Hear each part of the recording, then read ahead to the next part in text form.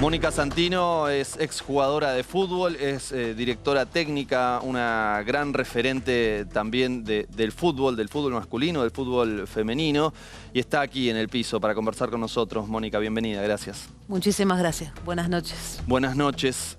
¿Cómo recibiste este fallo? Y lo recibo, creo que como todo el movimiento feminista alrededor del fútbol, ¿no? Porque hay que decir también, señalabas la importancia del 3 de junio del 2015, y nosotras creemos que ese día también fue una bisagra, ¿no? Nosotres, porque entendemos ese día histórico como la popularización del feminismo, o un feminismo que copa la calle, y un movimiento de mujeres que se abre a una cantidad de abanicos y de temas, y es donde creemos ingresa con mucha más fuerza el deporte, el acceso al juego, pensar el deporte como un derecho humano y pensar el deporte desde una perspectiva de género. Soy parte de un colectivo, la nuestra, Fútbol Feminista, con trabajo en la Villa 31. Muchos años antes del 2015 veníamos impulsando esto, entendiendo al fútbol y al deporte como un espacio crucial para el empoderamiento de niñas, de jóvenes y de adolescentes. Entonces el fallo lo recibimos como un precedente, también quizás como una bisagra, algo importante, ¿no? Porque la justicia se pronuncia sobre un jugador de fútbol de un club muy importante, del club quizás más importante de Argentina, o el que tiene mucha masa societaria, mucha cantidad de simpatizantes, que representa de alguna manera al fútbol argentino. Entonces nos parece que puede ser el principio de que cobre más impulso y de empezar a pensar a nuestros clubes desde otros lugares. Porque esto que pasa en Boca no pasa únicamente en Boca. Claro. Boca es noticia, Boca multiplica, pero pasa absolutamente en todos los clubes, ¿no? Entonces, pensar en cómo se forma un futbolista, pensar en las divisiones inferiores, pensar en la educación sexual integral, en las pensiones de fútbol, pensar en cómo se arma esa masculinidad, ¿no? ¿Qué pasa con un pibe que de golpe cobra un montón de plata, tiene un auto, y ser varón de tal o cual manera es mejor, o vende más, o se siente más poderoso y más importante, ¿no? Entonces me parece que son una cantidad de cosas a revisar, y que esto es solamente una muestra de algo que debe generar impulso en las áreas de género de los clubes y en todo lo que viene pasando desde el 2015 para acá, con el fútbol, que nosotras llamamos feminista, pero como un movimiento social desde nuestro punto de vista importante. Pocas horas después, hablando de fútbol, hablando de los clubes, la comisión directiva de Boca Juniors decidió separar a Sebastián Villa, que ya no vuelva a jugar en el plantel profesional. Ahí estamos viendo el comunicado, donde lo hizo por unanimidad, además, a propuesta del presidente y del vicepresidente del club. Digamos, una decisión muy fuerte, muy contundente después del fallo, ¿no? Esperó hasta ese momento. ¿Vos cómo viste todo este proceso?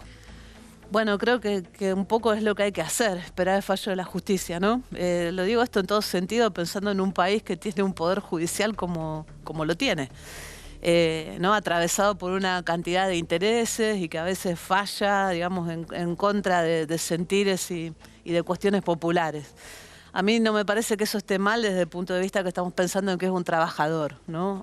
Ahora, en el medio, lo que ocurre es que es muy difícil para las áreas de género de los clubes sostener esta situación, muy difícil para una hincha de Boca gritar el gol de alguien que se supone o estaba en presunción de que estaba ocurriendo todo eso, claro. Y te pone en un espejo que es muy doloroso, ¿no? Yo creo que la deconstrucción es absolutamente para todos, para todas, para todes, digamos, no es únicamente un grupo.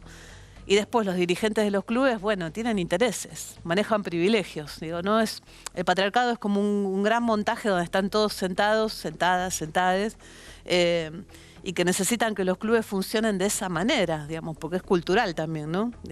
Los estatutos de nuestros clubes tienen casi 100 años o más, en la mayoría de los casos, y hay que revisarlos, ¿no? Entonces, cuando empezás a pensar la infraestructura de un club, quiénes usan más el club, qué lugares hay para habitarlo, qué ofertas de deportes hay para varones, para mujeres, para distintas identidades sexogenéricas, bueno, te vas a topar con que siempre lo único que importa es el fútbol masculino, porque es supuestamente el que vende, el que garpa, el que hace que ingrese dinero a la organización.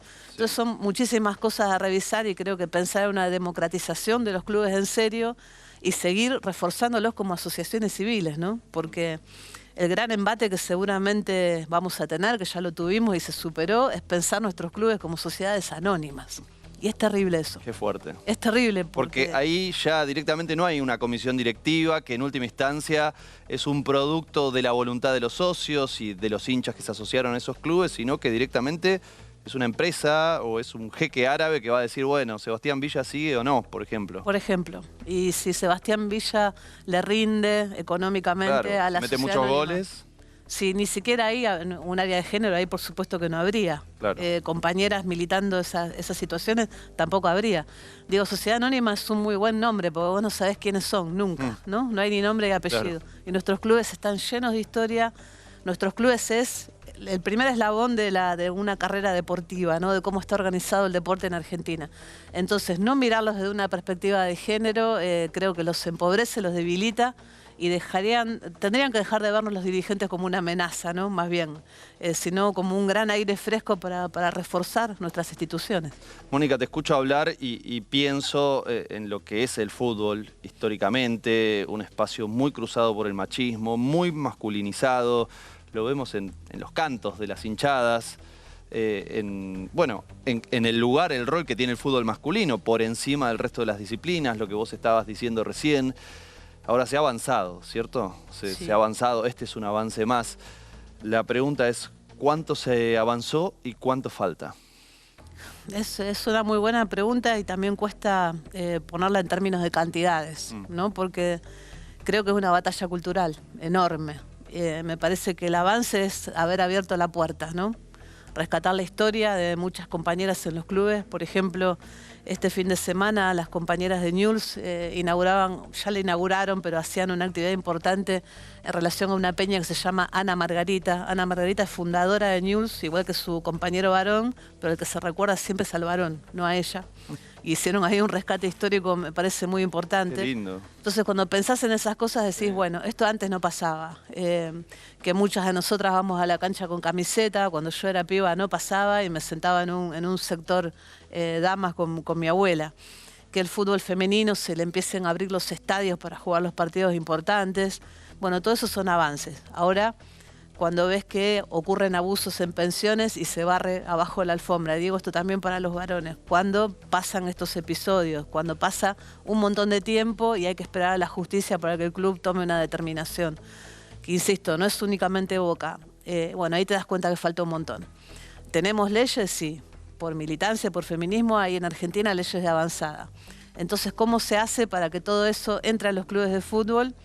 Que son bastiones del patriarcado, digamos, ¿no? Son formas de ser varón muy complejas, que no van a tono con lo que están pasando y con los cambios, y me parece que tenemos que insistir por ahí, ¿no? Pero creo que es eso, una batalla cultural gigantesca, como lo mismo pensar en un poder judicial deconstruido y con perspectiva de género, y que podamos votar jueces, ¿no? Y traigo lo del Poder Judicial todo el tiempo porque era un reclamo hoy muy importante en el Congreso, en el documento que las compañeras de Ni Una Menos leyeron, con una participación muy democrática de montones de asambleas que se hicieron en todos lados. Entonces creo que es interesante empezar a pensar los clubes desde un poder feminista.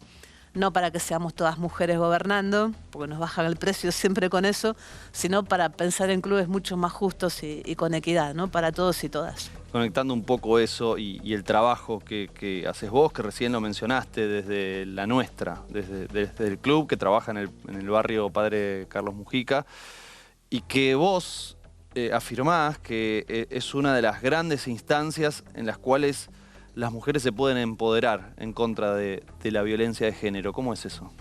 Y eso fue un proceso muy largo, un aprendizaje enorme con las pibas que habitan el barrio, con las mujeres que habitan el barrio, lo que nosotras llamamos un saber villero, una construcción villera, porque nosotras decimos pararnos en la cancha como en la vida, que es una frase que dijo una de nuestras compañeras cuando era adolescente, y que la usamos, ¿no?, de consigna. Es pensar que tu cuerpo puede hacer todo eso que nunca te permitieron, que siempre te dijeron, bueno, lo haces mal o no tan bien como un varón, que tenés fuerza para meter un cambio de frente, para pegar un codazo si hace falta, conquistar la cancha, que para nosotras fue central, conquistar un espacio de cancha en la Villa 31, una de las canchas más importantes. ¿No lo tenían? No lo teníamos, solamente jugaban los varones, nos costaba mucho entrar ahí, agarrándonos, como hay que hacer. ¿Cómo se conquistan los espacios? Cómo se conquistan los espacios, sí, si tenía que volar alguna piña, volaba. Y con esa conquista de territorio que es la cancha, un cuerpo mucho más empoderado que entiende que ese juego también le pertenece. ¿Cómo no le va a pertenecer un juego como el fútbol, que es parte de nuestra riqueza cultural, ¿no? El fútbol es maravilloso en ese sentido. Cuenta barrios, cuenta familias, cómo las mujeres vamos a estar afuera de un fenómeno cultural de esa naturaleza. Claro. Otros vínculos y también un sentido político en cuanto que el deporte, el fútbol es un juego colectivo y te enseña mejor que ningún otro que sin la compañera no podés avanzar en la cancha.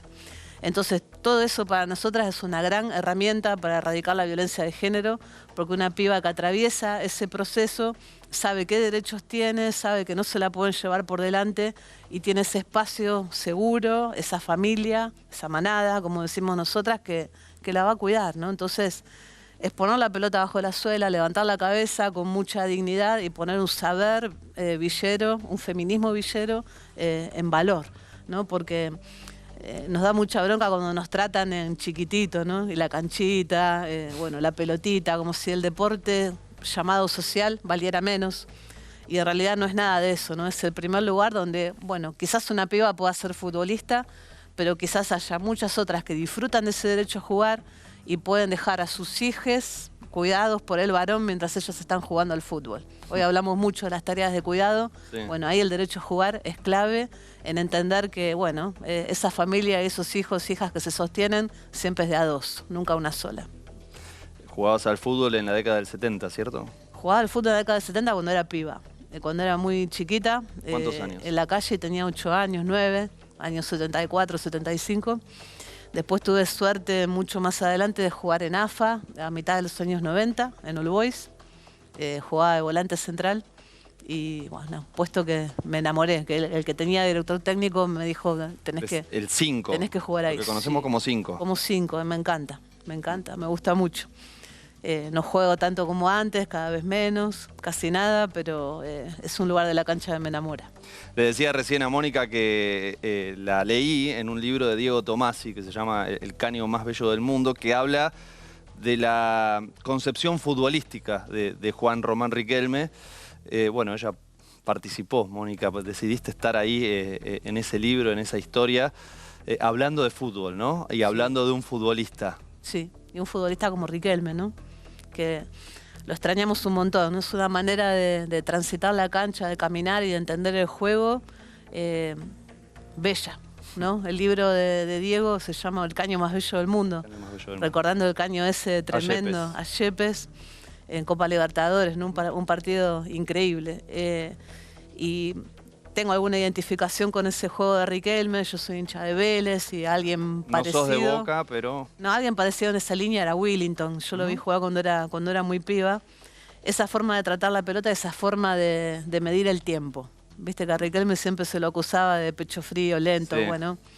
Yo creo que esas son burradas, ¿no? Son formas de ver el fútbol muy raras. Me hiciste acordar a esto porque cuando me dijiste que jugabas de 5, recordé que en ese libro cuenta Weber, creo que era el preparador físico de... No, un ex entrenador, no me acuerdo cuál, un ex entrenador de Riquelme dice que cuando jugaban argentinos jugaba de 5 también. Sí. Sí, jugaba... ¿No? Que hay una idea, toda una concepción del fútbol de jugar en ese puesto. Sí, yo recuerdo que cuando jugaba en All Boys me mandaban a ver en los partidos de All Boys de varones al Checho Batista. Mirá. Que estaba retirándose, ¿no? Pero lo que me pedían era que mirara lo que hacía cuando no tenía la pelota. Y de qué manera cubrir la cancha, cubrir los espacios, ¿no? Y de un movimiento que hacía, o desplazamientos laterales y para adelante y para atrás de una forma particular, que lo ayudaba a cubrir todo el campo de juego, no todo el campo de juego, el círculo central, digamos, ¿no? La parte más importante de la cancha, quizás ahí donde el equipo late, si querés, de alguna manera. Y Riquelme está bien, jugaba un poco más adelante, sobre la izquierda, un creador de juego, pero había mucho de 5 también, en esas formas. Soy zurda, entonces me gustaba no correr y raspar tobillos, sino más bien pasar la pelota lo mejor posible. y creo que pasar la pelota lo mejor posible es un arte, es muy difícil y que cada vez lo vemos menos, ¿no? En las canchas de fútbol. Totalmente. Y Riquelme de eso hizo antología. Mónica, te agradecemos muchísimo por venir aquí, por visitarnos, por ampliarnos un poco la visión de lo que está pasando en esta fecha tan importante y después de un día que puede llegar a ser una bisagra, como dijiste recién. Gracias. Muchas gracias a ustedes.